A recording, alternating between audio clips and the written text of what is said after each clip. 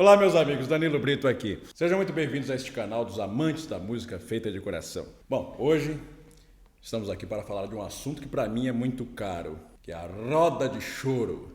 Esse assunto me rende muitas lembranças maravilhosas. A roda de choro não é só importante para mim, mas para a formação de grandes músicos brasileiros. Aliás, a roda de choro se confunde com o início da música brasileira.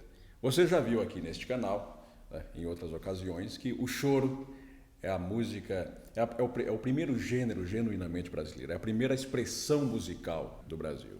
Mas o que é a roda de choro? Basicamente, é um encontro de músicos, muito informal, músicos que se reúnem para externar aquele sentimento mais profundo, aquele sentimento oculto.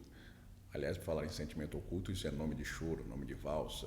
Aliás, Pixinguinha tem uma valsa que se chama Sentimento Oculto, que é uma coisa maluca. Qualquer hora eu apresento aqui no canal para vocês. O chorão, ele vai para a roda de choro, empunhando o seu instrumento, né? E aí ele descarrega toda aquela emoção, né? Ele mostra a sua criatividade, a sua capacidade de improvisação, né? Mas tudo em prol da beleza da música, né? da fidelidade ao seu sentimento mais íntimo. Né? Bom, aproveitando esta oportunidade agora, esta pausinha, você aí que tem a vista boa, deixa um likezinho aí para cima, tem aquele joinha assim, bota ele para cima. A senhora, o senhor que não tem, assim, que não está com a vista em dia assim, chame alguém para lhe ajudar, bota o likezinho para cima. Isso é importante para que a gente possa alcançar cada vez mais amantes da música feita de coração, né? Você sabe. A roda de choro pode ser feita em qualquer lugar, mas tradicionalmente ela é feita num quintal, à sombra de uma mangueira, né? Pode ter um beliscozinho, assim, uma bebidinha, alguma coisa, é claro, mas o prato principal é a música. Jacó do Bandolim dizia que não se compreende o choro sem um quintal, né? E dizia também que o choro, é claro, além de ser um gênero musical brasileiro, o choro é também um estado de espírito. Isso é uma coisa muito importante, né? Para você compreender o choro, você precisa estar naquele estado de espírito. Você precisa viver isso, sabe? A minha história com roda de choro se dá desde que eu era muito, muito pequeno, né? Eu praticamente cresci em roda de choro.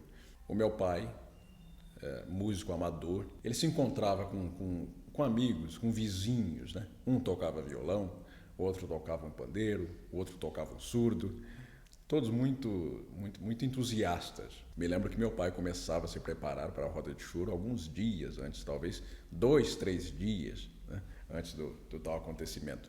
Ele encordoava o bandolim dele, né? Deixava as cordas esticando, né? Porque sempre a corda nova ela vai voltando, sabe? Vai desafinando.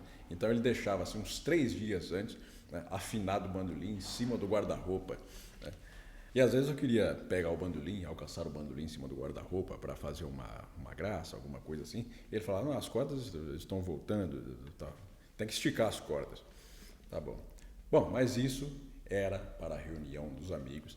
Às vezes era na casa do seu Didi Lopes. Aliás, era grande cantor, hein? Grande cantor. De música sertaneja, tal, música regional. E ele tocava violão também. E ele era o violonista da roda de choro. Tinha o Edgar, o Degazão, era um homem enorme. Tocava, botava a perna em cima do surdo e partia, fazia um repiquezinho com isqueiro, né? Essas são as minhas primeiras memórias de roda de choro, sabe?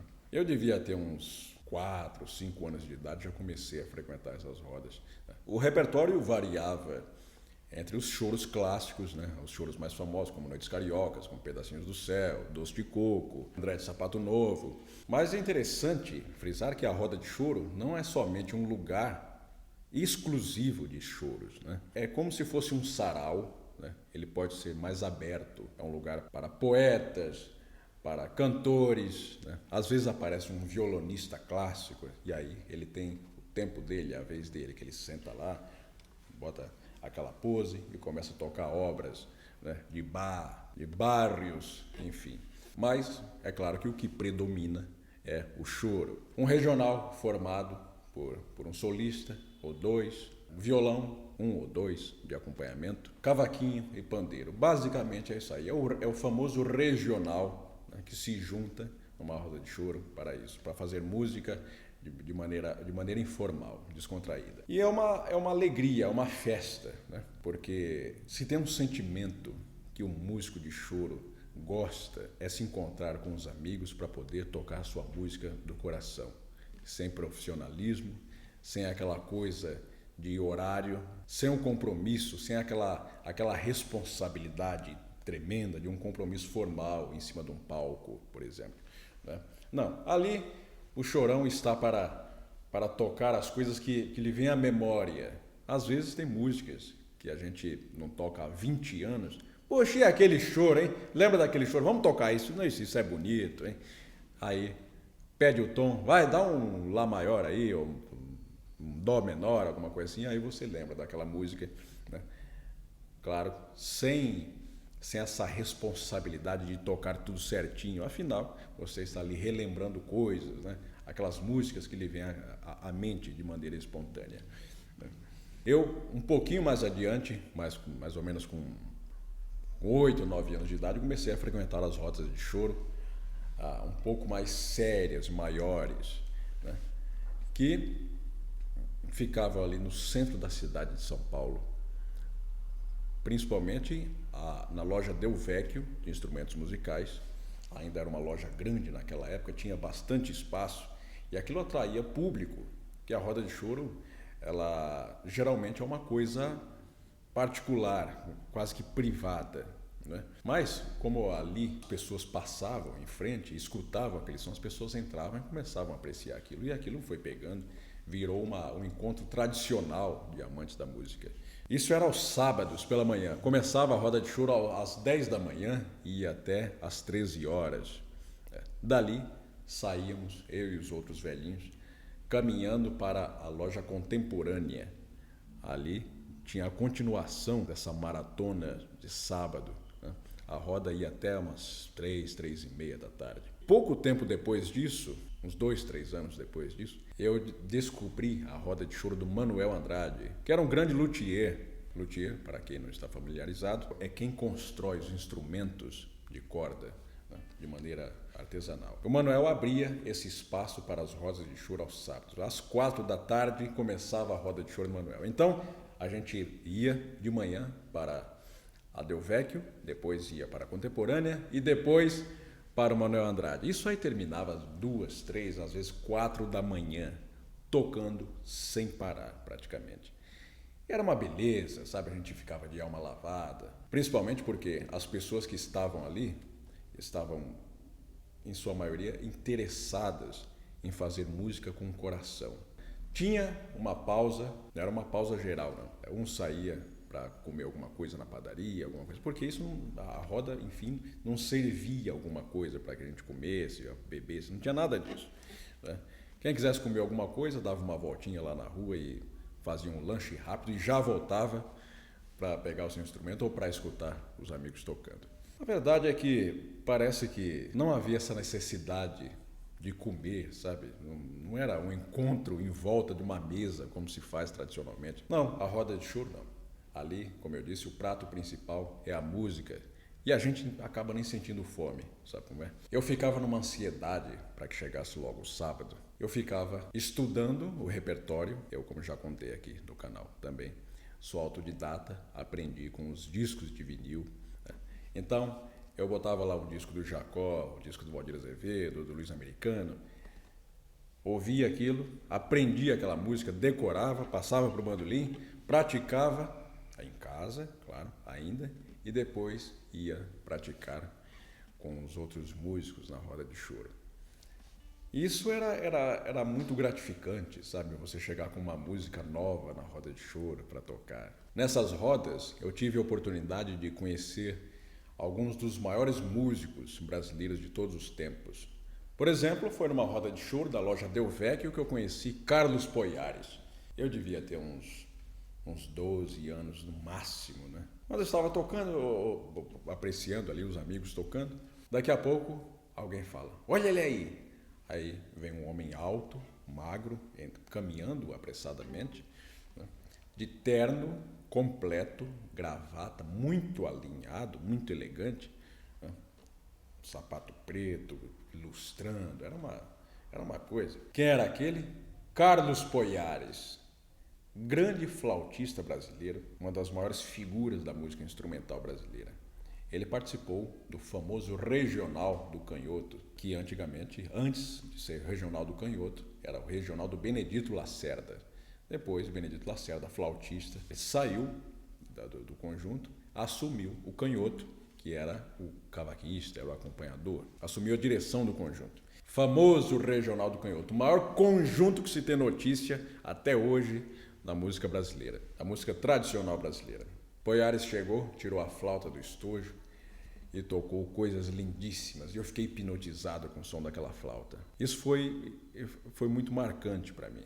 Eu me lembro disso como se tivesse acontecido na semana passada. Bom, afinal não faz tanto tempo assim, eu tinha 12 anos, né?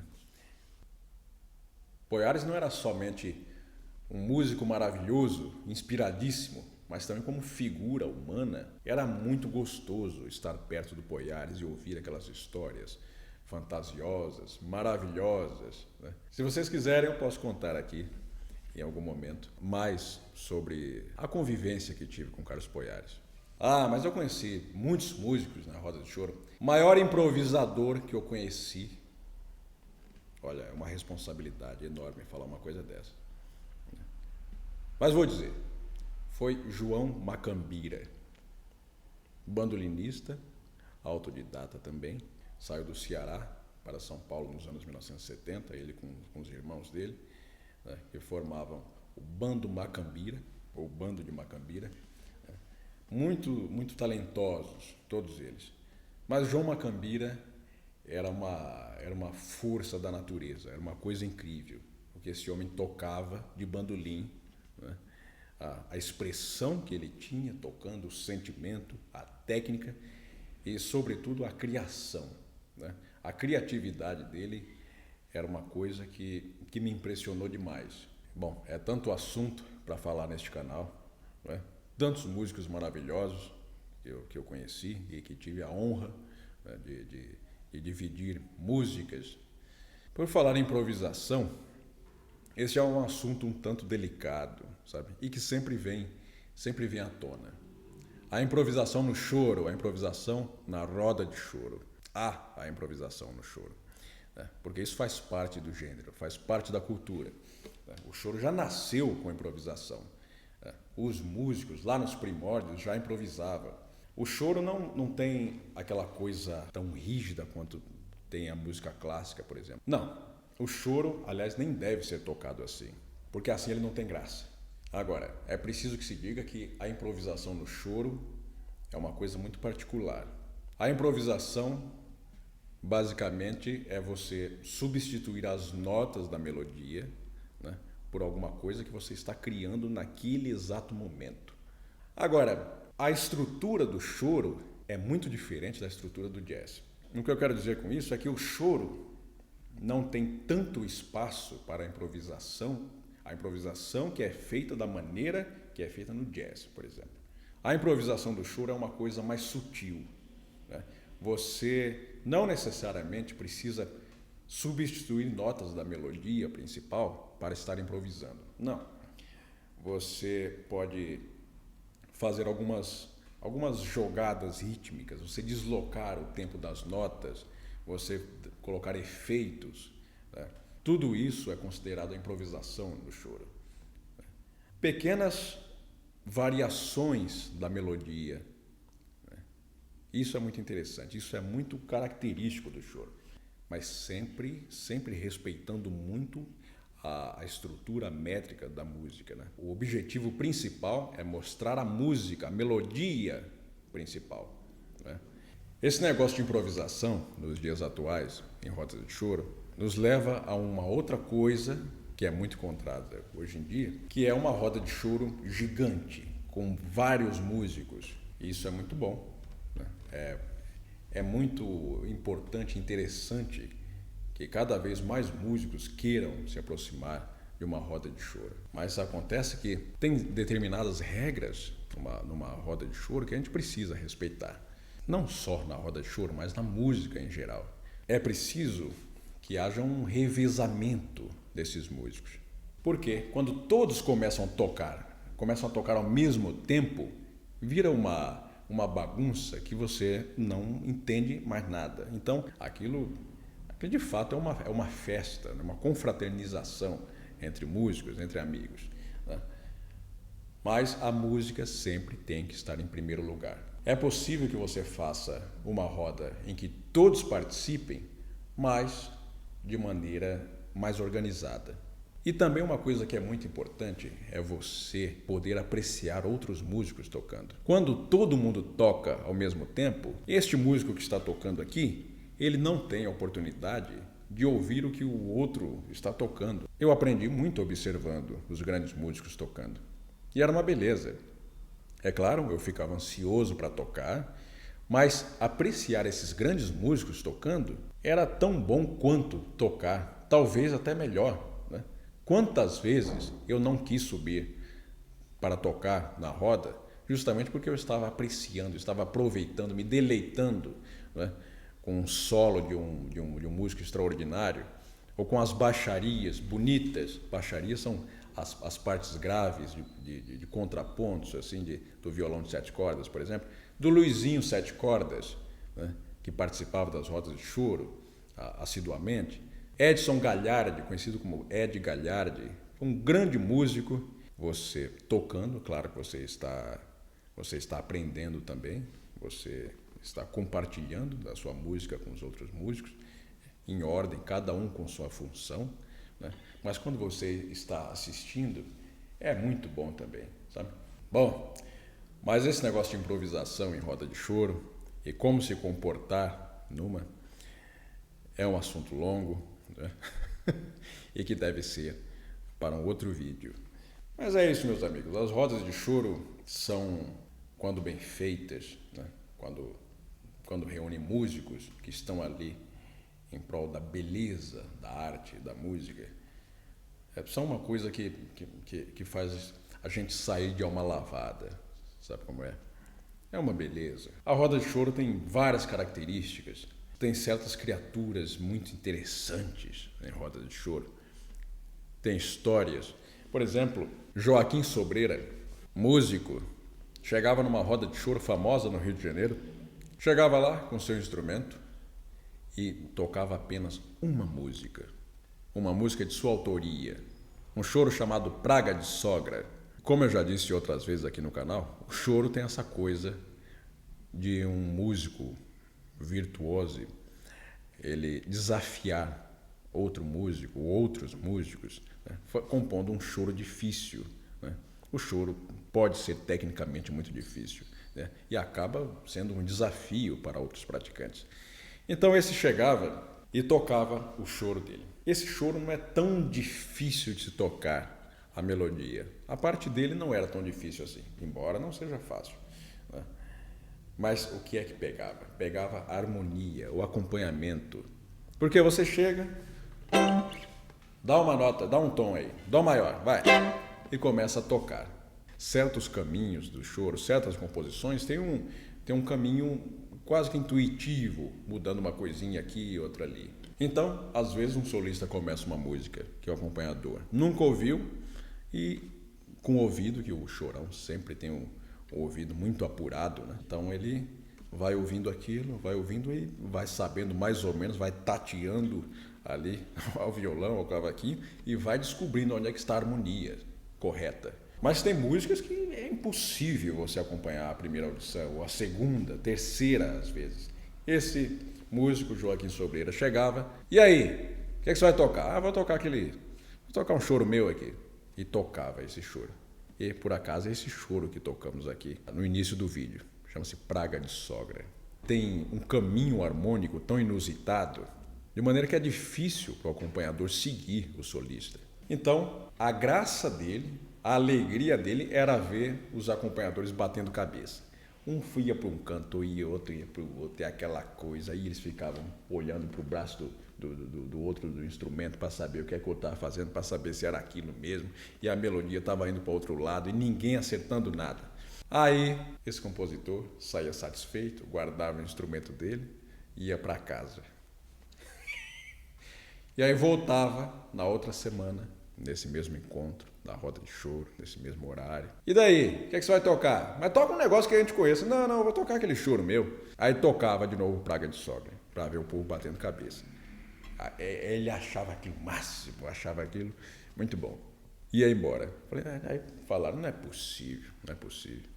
Dizem que o Dino Sete Cordas, o grande Dino Sete Cordas, tem vídeo dele aqui no canal, falando sobre ele.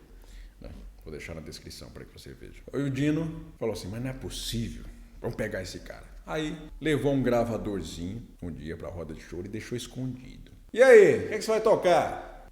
Vou tocar aquele choro em dó maior. Tocou de novo Praga de Sogra. Ninguém acertou nada. De novo, ele ficou satisfeito, foi embora. Só que aquilo ficou gravado, aquela melodia ficou gravada. E aí, Dino levou para casa, escreveu a harmonia, escreveu a cifra de tudo aquilo, fez arranjos, combinou com outros violonistas, fazendo dueto da baixaria, aquela coisa, os violões ensaiadinhos, tudo bonitinho, para fazer a surpresa para o tal compositor que chegava na roda. E daí, o que é que você vai tocar? Não me diga que é aquele choro de novo, Aí ele tocou Praga de Sogra.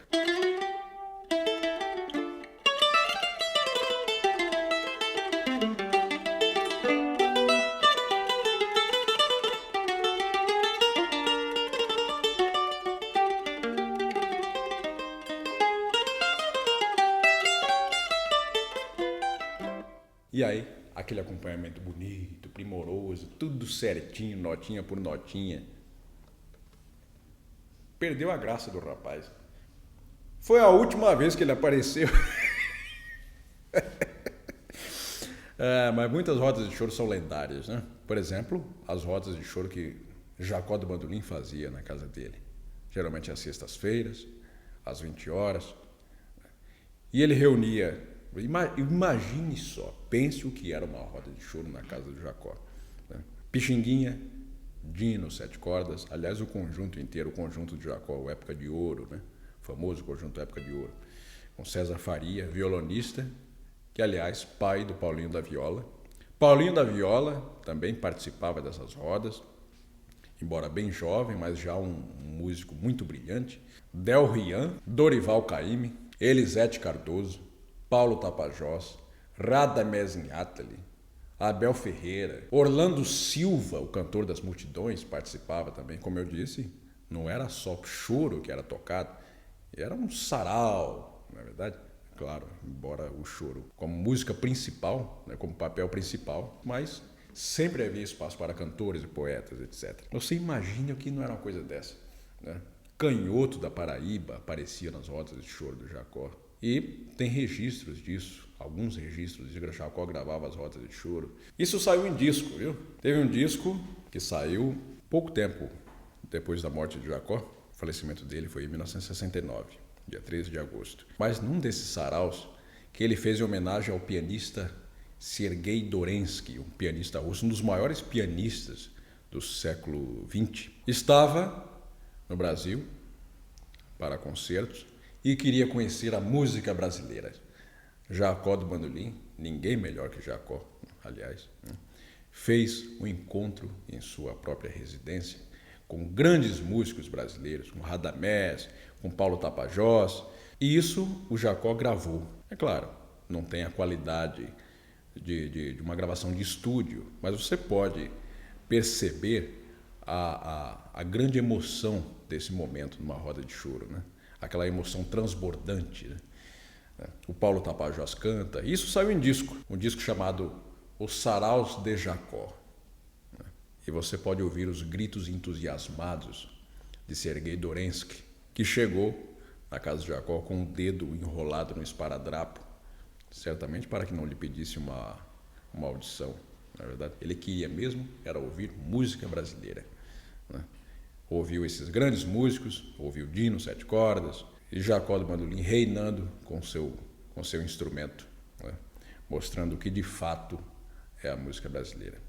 Rodas famosas que também ficaram na história, por exemplo, a roda de choro do Antônio Dáurea, violonista, que era chefe do grupo do Regional Atlântico. Ele promovia esses encontros na casa dele, desta vez em São Paulo. Tá? Está a casinha dele até hoje no mesmo lugar. Quem olha essa casinha, né, esse pequeno sobrado, pode imaginar que Pixinguinha passou por ali, que Garoto, Aníbal Augusto Sardinha, passou por ali nos anos 1950, né? Jacó do Bandolim, Altamiro Carrilho. Eu tenho em meus arquivos, por exemplo, uma gravação feita na casa do Dáurea. Dáurea era amigo de Jacó. Jacó morando no Rio, Dáurea em São Paulo. Quando Jacó vinha do Rio, fazia questão de passar pela casa do Dáurea para saraus memoráveis. Eu tenho em meu arquivo um registro desse, né? Dia 15 de abril de 1963, aliás, já no dia 16, a 1h da manhã, 1h40 da manhã, né? Presentes, Canhoto, do Regional do Canhoto, Altamiro Carrilho, Pixinguinha, o próprio Dáurea, claro, Dorival Malavasi, que este eu conheci também pessoalmente, um grande cavaquinista, né? O próprio Jacó, né? Numa roda de choro maravilhosa, uma beleza. O Dáurea teve um papel muito importante no choro de São Paulo, no choro em geral, né? Ele fazia as rodas de choro ininterruptamente dos anos 1940 até os anos 1990. Que beleza, que beleza. Mas é isso, meus amigos. Eu ainda hoje participo das rodas de choro com os amigos, né? E eu quero mostrar para vocês, ainda neste vídeo, né, um registro desses. Uma roda de choro na casa de um grande amigo meu, Balói. Balói no meio musical, mas o nome dele é Nelson Galeano, que por ocasião de seu aniversário, de 84 anos, fizemos uma roda de choro no quintal dele, né, com grandes músicos, grandes amigos, né? Aí você poderá ver o grande Alessandro Penese, o grande Milton Mori, maestro Milton Mori, o Sombrinha, sambista, mestre Sombrinha, é um grande entusiasta de choro, estava aí presente. Bom, entre outros grandes músicos que estavam lá. E estávamos tocando uma música de Jacó do Bandolim para o nosso amigo Balói. Essa música é Entre Mil Você. E você aí, eu peço mais uma vez que deixe o seu like. Muito obrigado pela audiência e fique com essa pérola da música brasileira, Entre Mil Você. Um grande e forte abraço.